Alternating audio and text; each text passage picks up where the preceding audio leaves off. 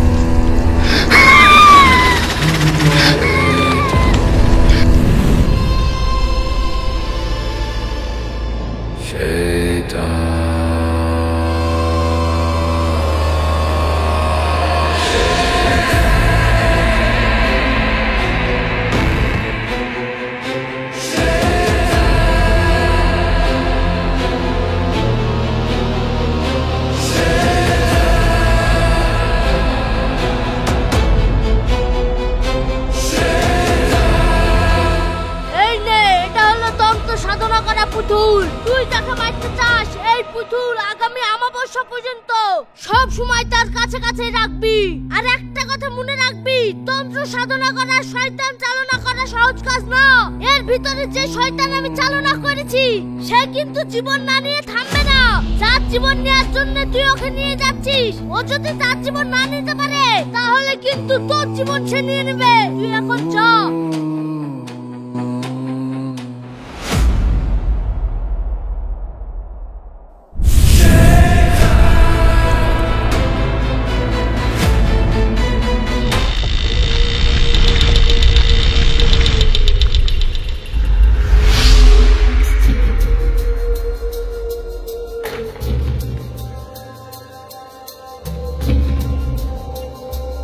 কি ব্যাপার, আমার খাটের উপর এত সুন্দর পুতুল কোথা থেকে আসলো? এই পুতুলটা তো আমার না, সে যারই হোক, নিশ্চয়ই আব্বা বাজার থেকে আমার জন্যই কিনে নিয়ে এসেছে।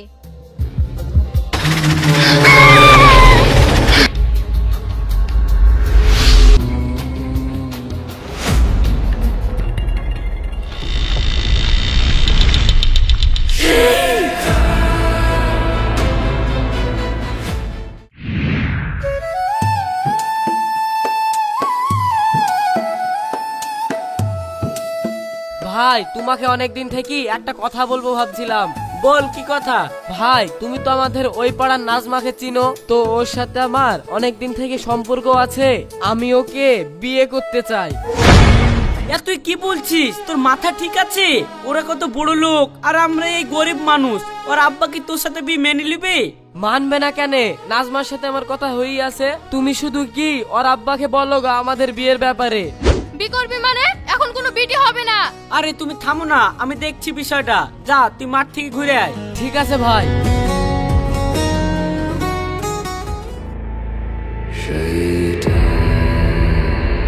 নাজমা, ও নাজমা, খাবিনি মা?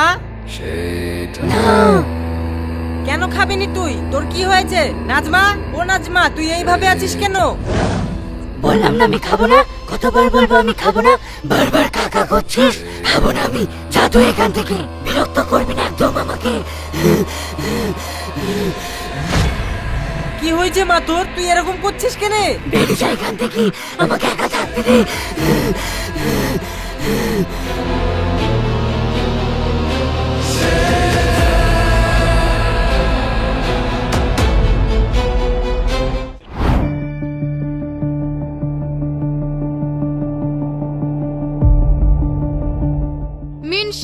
ভাই বিয়ে করবো বলছে আর তুমি ভাইয়ের সঙ্গে নাচছো?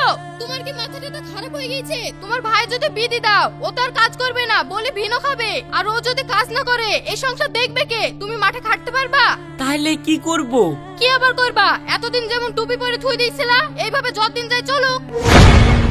আরে সর্বনাশ, নিজের ভাই ভাবি যাদেরকে আমি এতদিন ধরে আপন ভাবতাম, তাহলে তারা শুধু আমাকে এতদিন ধরে ব্যবহারই করতো। না, আমি আর এই বাড়িতে থাকবো না।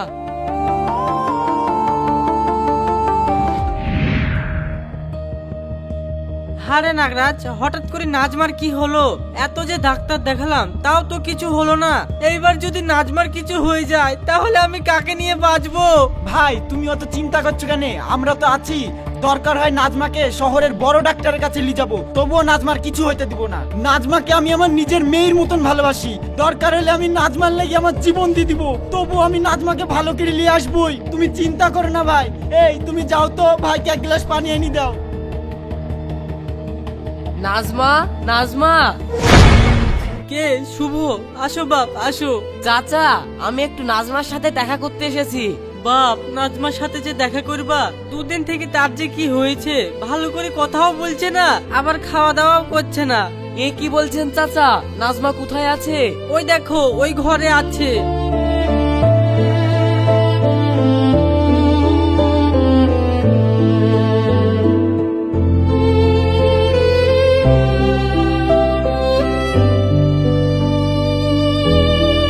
নাজমা, তোমার কি হয়েছে? আমার তো কিছুই হয়নি। কিন্তু চাচা যে বললো তোমার 2-3 দিন থেকে নাকি শরীর খারাপ, আবার কিছু খাওয়া দাওয়া করোনি। আমি কাহিনীটা তোর কি? তুই কিসের জন্য এখানে এসেছিস? নাজমা, তোর কি হয়েছে মা? তুই এরকম করছিস কেন? তাড়াতাড়ি ওকে বাড়ি থেকে বের কর, না হলে এক্ষুনি আমি ওর গলা টিপে রক্ত চুষে খাবো। বাপ শুভ, তুমি এক্ষুনি এখান থেকে চলে যাও। আমি চাইনি তোমার কোনো ক্ষতি হোক। মা, তুই ঘরে যা মা।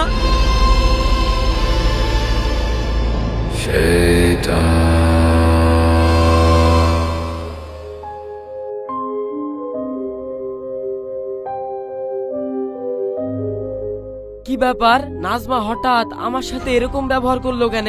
আর ওকেও তো দেখে স্বাভাবিক মনে হলো না। তাহলে কেউ ওর উপর কোনো কালা জাদু টাদু করলো নাকি? আমি আজকে সন্ধ্যেবেলায় গিয়ে তান্ত্রিকের কাছে বিষয়টা জেনে আসি তো।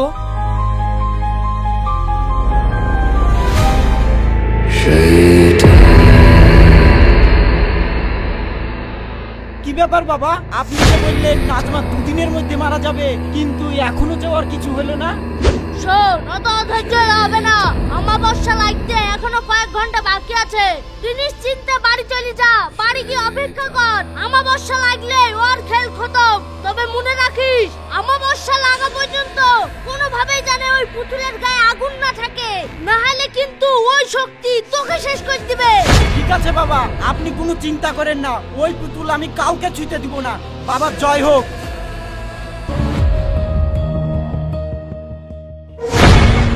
আরে সর্বনাশ, তাহলে নাজমার উপর কালা জাদু করেছে ওর নিজেরই চাচা। না, আর তো বেশি সময় নাই, আমাকে যেভাবে হোক নাজমাকে বাঁচাতে হবে।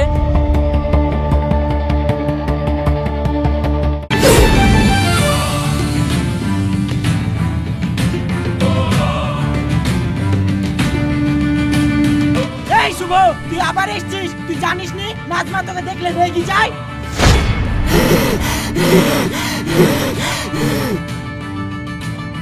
চাচা, নাজমা যে কাকে দেখি ভয় করে তা আমি এক্ষুনি প্রমাণ করে দিছি। এই শুভ, তুমি এ কি বলছো? ও আমার নিজের ভাই, ও আমার ক্ষতি চাইবে? আর তাছাড়া ও নাজমাকে কত ভালোবাসে, ও কেন নাজমার ক্ষতি চাইবে? হ্যাঁ তাই তো, আমি কেন নাজমার ক্ষতি চাইবো? ভাই, ও মিথ্যে কথা বলছে, তুমি আর কথা বিশ্বাস করবে না। সেটা তো ও নিজেই বলবে। কি চাচা বলবেন? না শুভ, তুমি পুতুলে আগুন দিও না, নাহলে আমি জানে বাঁচবো না।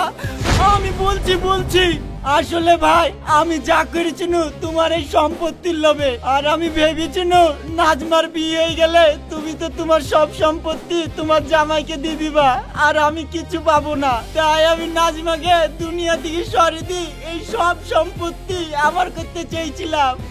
ভাই, তুমি আমাকে ক্ষমা করে দাও। আর জীবনেও এই ভুল হবে না। ভাই আমাদের খুব ভুল হয়ে গেছে, আমাদেরকে ক্ষমা করে দেন। ক্ষমা? তোদেরকে আমি এত ভালোবাসতাম আর শেষে কিনা তোরা এই কাজ করলে? তোদের মতো মানুষের কোনো ক্ষমা নাই।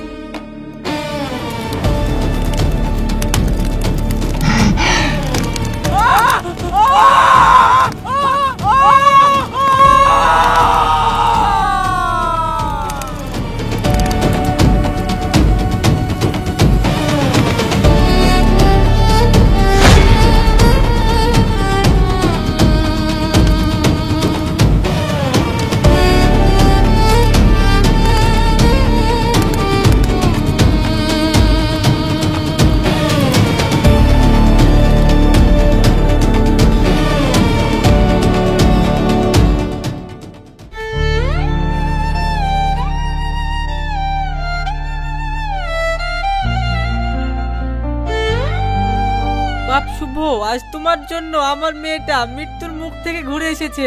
তোমার এই ঋণ আমি জীবনেও শোধ করতে পারবো না। ও কথা বলছেন কেন চাচা? নাজমাকে আমি ভালোবাসি, ওর কিছু হয়ে গেলে আমি বা কাকে নিয়ে বাঁচতাম? বাপ, আমি তোমাদের ব্যাপারে সবই জানি। নাজমা আমাকে সবই বলেছে। তুমি যখন আমার মেয়েকে এতই ভালোবাসো, তাই আমি চাই তুমি নাজমাকে বিয়ে করে এই বাড়িতেই ঘর জামাই থেকে যাও। হ্যাঁ চাচা, আমি রাজি। আয়, তোরা আমার বুকে আয়।